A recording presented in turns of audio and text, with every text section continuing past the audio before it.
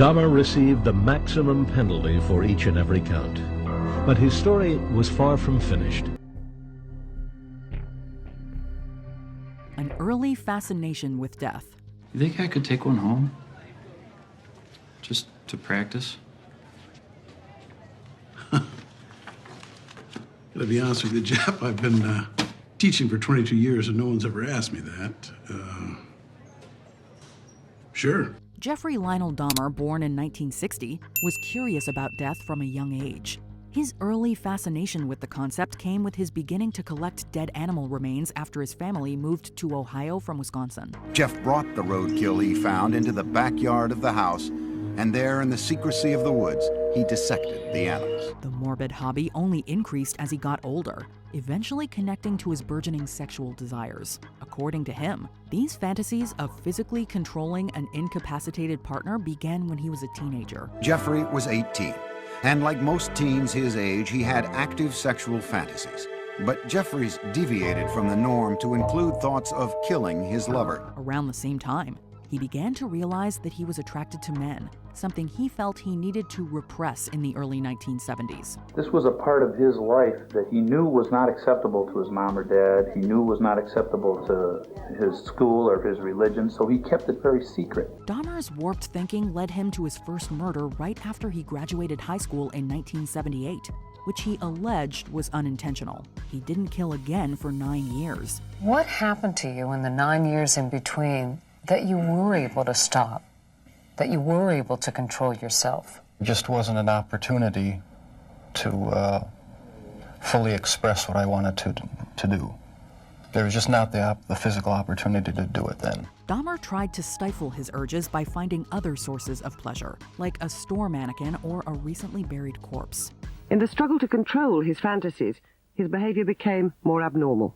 He took a mannequin from a department store, thinking that if he had that mannequin with him and sleeping in bed with the mannequin, etc., that maybe he could control the impulses that way. But from 1987 to 1991, he lured, drugged, and killed 16 more males in Milwaukee. Once he was apprehended, Dahmer wanted to make a full confession and assist law enforcement with identifying the victims. He admitted to committing sexual crimes involving the deceased and sometimes cannibalizing their remains. The word evil doesn't come up very often. It just doesn't. Guilty, not guilty. Did he do it, didn't he do it? Culpability, yes.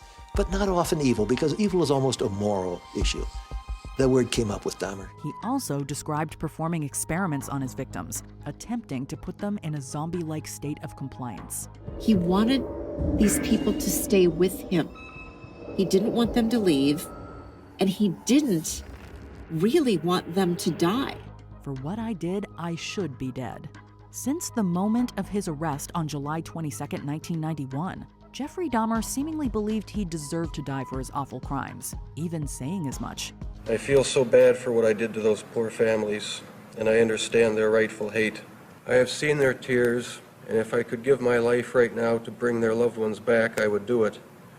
I am so very sorry. He reportedly asked Detective Dennis Murphy why he didn't, quote, just shoot him. Whether or not he was truly remorseful is up for speculation, but he undoubtedly knew what he did was wrong, and in his eyes, it was punishable by death. Someone like Dahmer comes along who has never been in a psychiatric hospital and alleges insanity. Juries are going to be skeptical of it. After being evaluated by several mental health professionals, he was deemed legally sane. Doctors spoke of his longtime obsession with death and attraction to lifeless bodies, with more than one diagnosing him with necrophilia. And therefore, the logical inference would be that people would think that he's evil, he's a monster, he's just totally perverse, evil person. In February 1992, Dahmer was sentenced to 15 consecutive life terms, plus another life sentence for the 1978 murder he committed in Ohio. Many called for the death penalty, but capital punishment had been abolished in Wisconsin in 1853. With Dahmer's 900-plus years in Columbia Correctional Institution in Portage, he would never see outside prison walls. If you were out on the street now, would you still be committing the crimes? Probably. In his trial statement, Dahmer expressed his desire to die for the horrible acts he committed. A large portion of the public also believed the death penalty was the deserved sentence. Dahmer received the maximum penalty for each and every count. But his story was far from finished.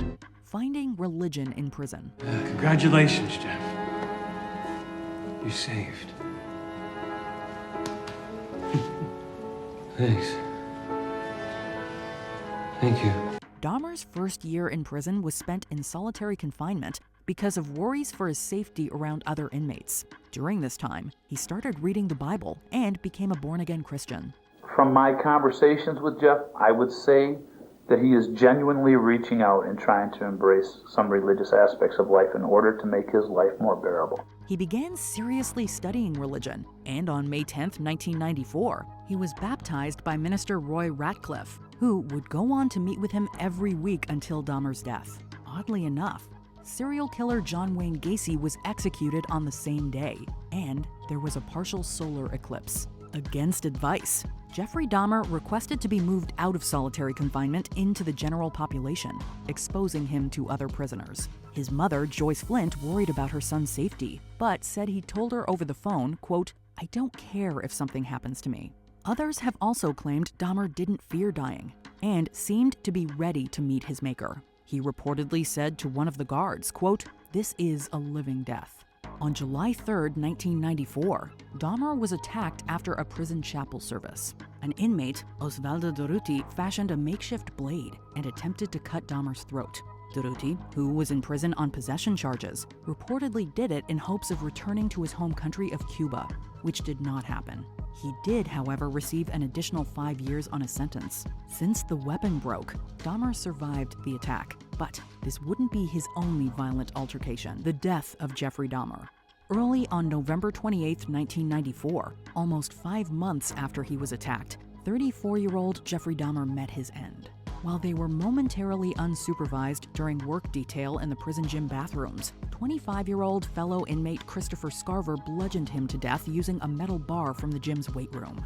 Scarver also fatally wounded Jesse Anderson, another convicted murderer on duty with them. Dahmer suffered severe head trauma and died soon after the attack. There were a number of people who felt that Jeffrey Dahmer got exactly what he deserved. When I called his mother, she said, "Well, now everybody got what they want. The monster is dead."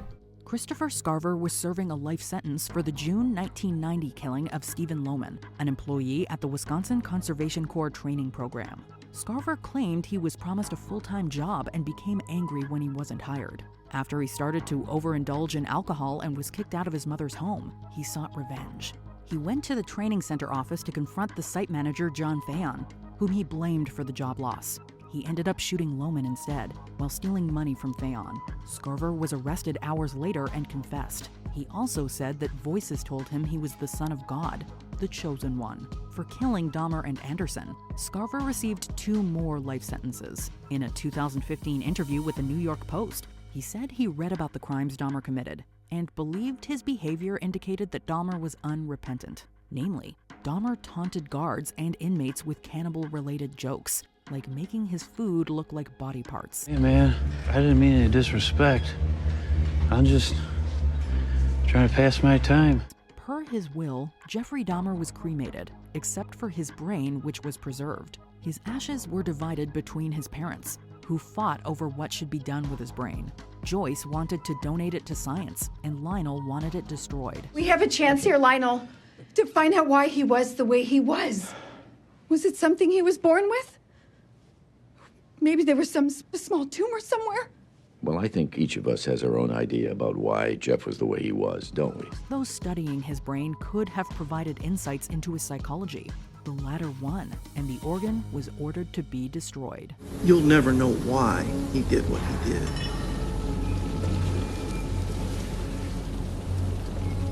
That's an uncomfortable truth, to be sure, but it's one you need to accept.